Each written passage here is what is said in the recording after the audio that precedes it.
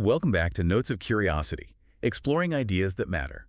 This time, we're going to try to wrap our heads around debt crises, and we've got an incredible guide to help us navigate this complex topic. Hi, everyone. I'm Eve. And I'm Alex. Right. And we'll be using Ray Dalio's principles for navigating big debt crises to illuminate these, well, sometimes pretty scary financial events. You know Dalio, right? Oh, yeah, he founded Bridgewater Associates. One of the biggest hedge funds in the world. Exactly. And he spent a lot of time, decades really, getting to the bottom of these cycles. But he goes beyond just the numbers, Absolutely. He looks at the human side of things, too. The decisions people make, the emotions that drive those decisions. Yeah, fear and greed and all that. And that's what makes this book so fascinating. It's not just about economics, it's about human nature. It's about how our actions shape these booms and busts. And you know what? One of the coolest things Dalio does is use, of all things, the game of Monopoly to explain how these debt cycles work. I love that analogy. Me too. It's so simple, but it really gets the point across. So picture this. A game of Monopoly where everyone can borrow freely to snap up properties. Sounds like a recipe for disaster. It often is. Just like in the real world, this easy credit fuels a buying frenzy. Prices go up, people feel rich, they borrow more, buy more, and prices go up even higher. A self-reinforcing cycle, just like Dalio says in the book. But there's a catch. What happens when everyone wants to cash out? When they realize they can't keep borrowing forever? That's when the music stops and things get really ugly. Exactly. Borrowers get squeezed, asset prices plummet, credit dries up, and the whole system starts to spiral downwards. This Monopoly analogy isn't just a cute trick, is it? No, not at all. It's a powerful way to visualize how seemingly stable systems can come crashing down when debt becomes unsustainable. Okay, so that's the big picture. But Dalio goes a step further, doesn't he? He identifies 7 distinct stages that characterize these long-term debt cycles. He does, and understanding those stages is like having a roadmap for this wild financial terrain. Let's break down those 7 stages then. Where should we begin? Well, every story has a beginning. What's stage 1? Stage 1 is the early stage. You could call it the Goldilocks phase. Healthy growth, sustainable debt levels, everything humming along nicely. Ah, those halcyon days. But of course, all good things. They must come to an end. And that leads us to stage 2, the bubble. Debt starts growing faster than income. Speculation runs rampant. People get a little irrational, maybe. A little, maybe a lot. Asset prices become inflated. People become overconfident, taking on more risk than they can handle. It's like everyone's at a party, convinced it'll last forever. Until the music stops and we enter stage 3, the top. The bubble peaks, the party's over. Pop like a balloon. Exactly. Often there's a trigger event, a stock market crash, a currency crisis, something that shakes confidence. Yeah, man. Then comes the pain. Stage 4, the depression phase. Ouch. Debt burdens become unbearable. Borrowers have to cut back spending. Asset prices plummet. Businesses fail. Unemployment rises. It's a pretty bleak picture, isn't it? Yeah, it can be. But Dalio suggests there's a potential silver lining. He calls stage 5 beautiful deleveraging. Beautiful deleveraging. That sounds almost optimistic. Right. But it's about striking a balance. Dalio explains that if policymakers respond appropriately, debts decline relative to incomes. You see positive real economic growth, and inflation is manageable. So it's possible to manage this deleveraging process without completely tanking the economy. It is, but it takes a lot of skill and a bit of luck. It requires responsible fiscal and monetary policies, maybe some debt restructuring, and perhaps some help from central banks to provide liquidity and keep the financial system from freezing up. Sounds like a delicate balancing act. What if policymakers get it wrong? Then we move into stage 6, what Dalio calls a push to inflate. Oh. When deleveraging doesn't happen smoothly, central banks try to stimulate the economy by, well, printing money and buying financial assets. That sounds risky. It can be. You might see some short-term benefits, but it often leads to even bigger debt problems down the road. Kicking the can down the road. Pretty much. And eventually this can lead to the final stage, stage 7, normalization. So we come full circle. In a way, but Dalio cautions that normalization is not the same as a return to that happy, healthy economic environment we saw at the beginning. So even after going through this whole cycle, things aren't quite the same. Exactly. The economic landscape may have shifted, certain sectors may have shrunk or disappeared, debt levels might still be elevated. There can be lasting scars, both economically and socially. It's like surviving a financial hurricane. The storm passes, but the landscape is forever changed. That's a perfect way to put it, and it underscores why understanding these cycles is so important. The more we know, the better prepared we are to weather those storms. So we've got this roadmap of 7 stages, but how does it play out in the real world? Are there historical examples that fit this pattern? Absolutely. Dalio has analyzed tons of cases, and coming up, we'll explore two of the most compelling ones: the deflationary crisis of the Great Depression and the inflationary crisis of the Weimar Republic. 2 very different crises, but both offer crucial lessons about the dangers of debt and the challenges of managing these economic cycles. Exactly. We'll examine them through Dalio's framework, see how they unfolded, what policy responses were implemented, and what the long-term consequences were. Sounds like a plan. We'll be right back to delve into those historical examples after a short break. Okay, so we've laid the groundwork with Dalio's 7 stages of a debt cycle, but now let's dive into some real-world examples. Eve, you mentioned the Great Depression and the Weimar Republic as being kind of the textbook cases. Let's start with the Great Depression, a period that, well, still shapes how we think about economics today. Yeah, for sure. It's a stark reminder of just how interconnected the global economy is and how quickly things can go south when debt gets out of hand. And it's a story about human behavior too, isn't it? Fear, panic, the struggle to find solutions in the middle of a crisis. How does Dalio frame the Great Depression within his framework? He breaks it down really meticulously. He shows how each of those 7 stages played out in real time. He starts with the 1920s, the Roaring '20s. On the surface, it was a time of incredible growth, innovation, but underneath all that glitz and glamour. Uh-oh. Debt was piling up, speculative bubbles were forming. So we're talking stage 2 here, the bubble phase. What were some of the warning signs that things were maybe getting a little out of control? Dalio highlights a few red flags. He talks about how in the late 1920s, this debt-fueled buying was most extreme in the stock market. Margin debt, the debt people used to buy stocks, was skyrocketing. And lending standards were, well, pretty lax, making it really easy for people to borrow money they probably shouldn't have. So it's not just about the total amount of debt, but also the quality of the debt and who's taking it on, right? Exactly. And when those debts can't be repaid, the whole system starts to break down. Which takes us to stage 3, the top. What was the trigger that pushed the U.S. economy over the edge? Well, most people point to the stock market crash of 1929, Black Tuesday, and it certainly played a major role. But Dalio argues that it wasn't the only cause. He says it was a combination of factors, including the Fed's tight monetary policy and a wave of bank failures. All these things created a perfect storm. So it wasn't just one domino falling, it was a whole chain reaction. Yeah, like a cascade. Yeah. And that's when stage 4, the depression phase, really kicks in. And things get bad, really bad. Between 1929 and 1932, the U.S. economy shrank by about 30%. The stock market lost almost 90% of its value, and unemployment soared to around 25%. It's hard to even imagine the hardship people face. Those numbers are just mind-boggling. And what's really interesting is how Dalio analyzes the policy responses. He shows what worked and what didn't. He talks about how President Hoover's initial response, which was focused on austerity, actually made things worse. This is what he calls an ugly deleveraging, right? Where those in power make the wrong moves, exacerbating the crisis. Exactly. He contrasts that with the approach taken by FDR, whose New Deal programs were much more interventionist.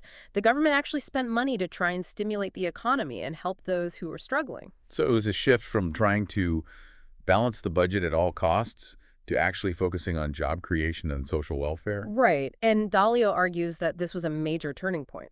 The New Deal, along with the devaluation of the dollar and eventually World War II, helped pull the U.S. out of the Depression. So while the recovery was long and painful, the Great Depression shows how different policy choices can have drastically different outcomes during a debt crisis. It also highlights the importance of psychology. Fear, panic, loss of confidence, those things can be just as damaging as the economic fundamentals themselves. Now let's shift gears to the Weimar Republic in Germany, a case study that, well, tends to give economists nightmares.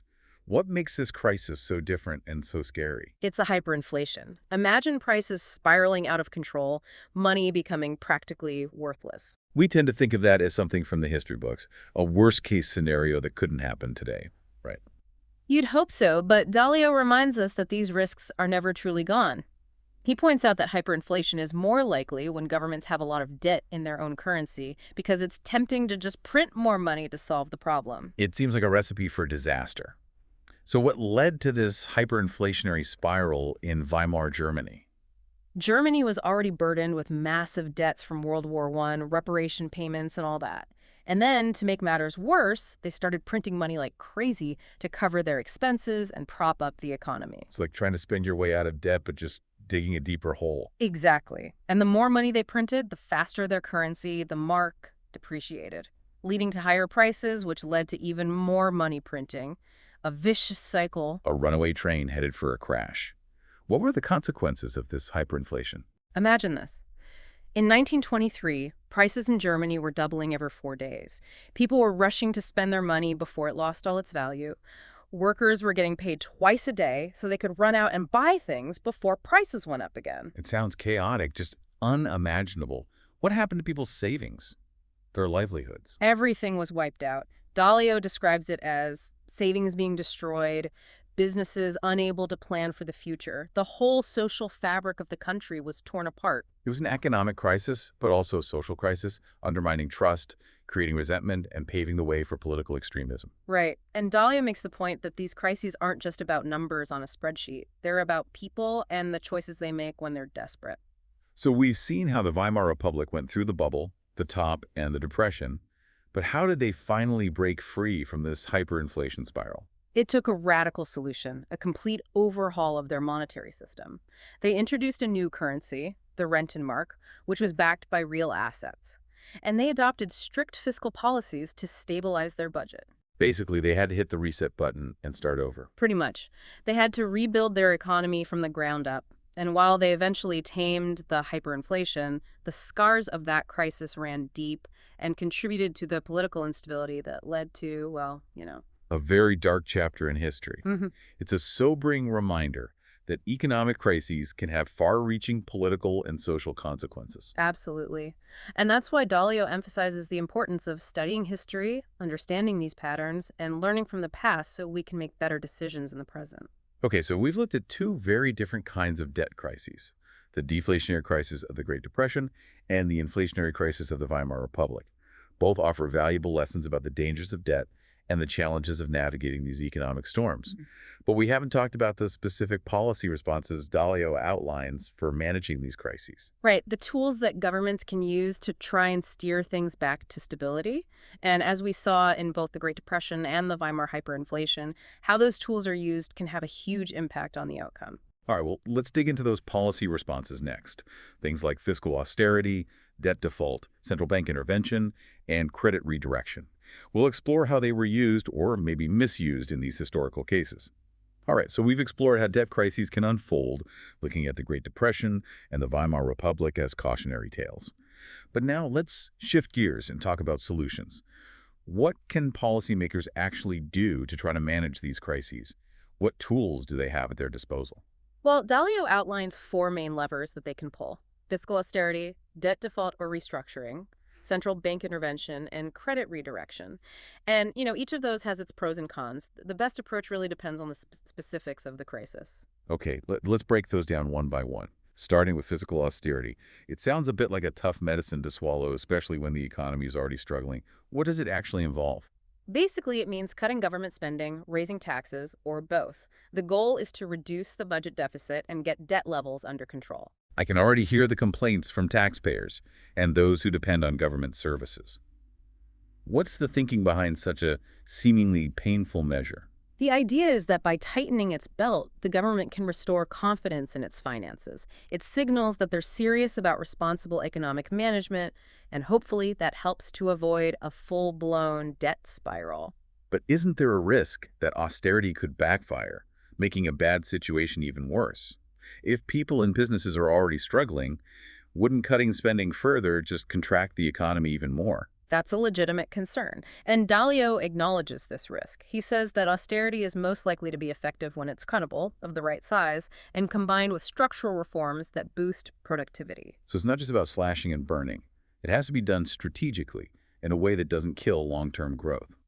How did fiscal austerity play out in the historical cases we discussed? Well, during the Great Depression, President Hoover's initial response was all about austerity. He was convinced that balancing the budget was the top priority.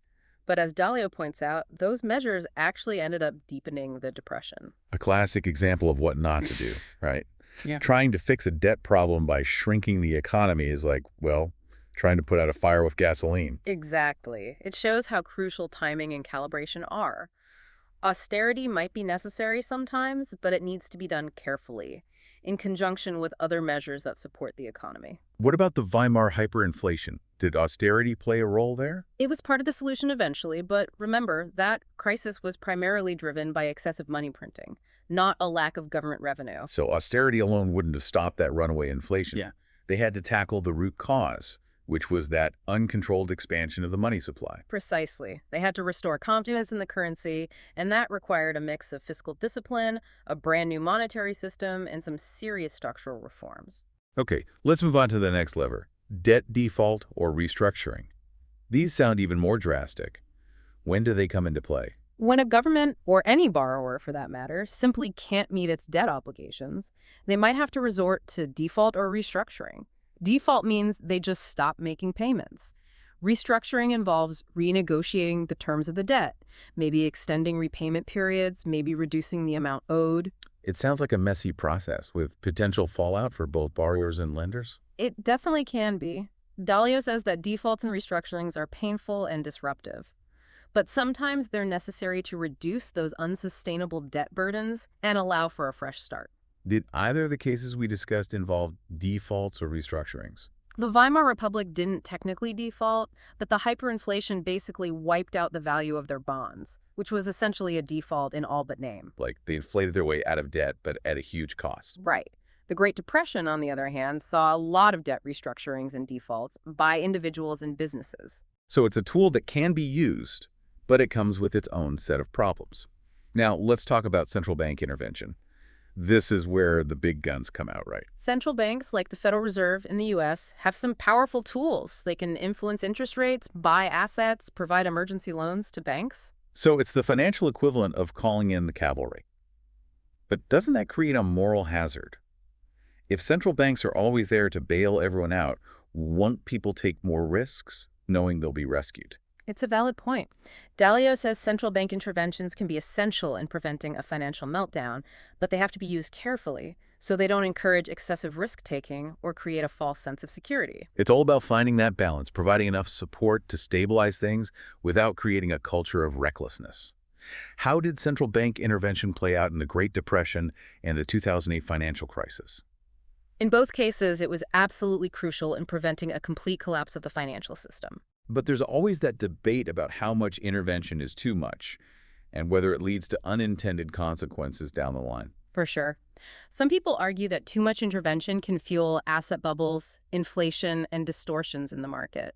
It's a tough question with no easy answers. Okay, let's wrap up with the final lever. Wait. Credit redirection. What's the strategy behind this one? It's about channeling funds to specific parts of the economy that are considered critical for recovery or to those that are starved for capital. A more targeted approach than just flooding the whole system with liquidity. Can you give us some examples? Sure. During the Great Depression, Roosevelt's New Deal had programs that provided loans and support to certain industries, like agriculture and banking. In 2008, the U.S. government bailed out the big automakers to prevent their collapse. So it's about using government resources strategically to support key sectors and prevent a domino effect that could take down the whole system. Right. But it also raises questions about fairness and whether the government should be picking winners and losers in the market. Well, Eve, this has been a fascinating deep dive. We've explored Dalio's framework for understanding debt cycles, examined historical examples, and unpacked the tools that policymakers can use to manage these crises. What are the key takeaways for our listeners? I think Dalio's book is more than just a history lesson. It's a call to action. He wants us to understand these cycles, to learn from past mistakes, and to be prepared for the challenges ahead. He reminds us that these aren't just abstract economic events, they impact people's lives in very real ways. And as we try to make sense of today's economic landscape, his insights can help us make better financial decisions and advocate for policies that promote stability and prosperity. I wholeheartedly agree. Principles for Navigating Big Debt Crises should be on everyone's reading list, especially if you want to understand how these cycles work and how to navigate them more effectively. Eve, thank you so much for sharing your expertise and for guiding us through this complex topic. It was my pleasure. I hope our listeners found this deep dive informative and thought-provoking. And to our listeners, we encourage you to check out Dalio's book and keep exploring these ideas. The more we understand about debt cycles, the better equipped we'll be to make sound financial decisions, advocate for smart policies, and hopefully build a more resilient future. Thanks for joining us. This is Alex and Eve. Until next time, keep those notes of curiosity flowing.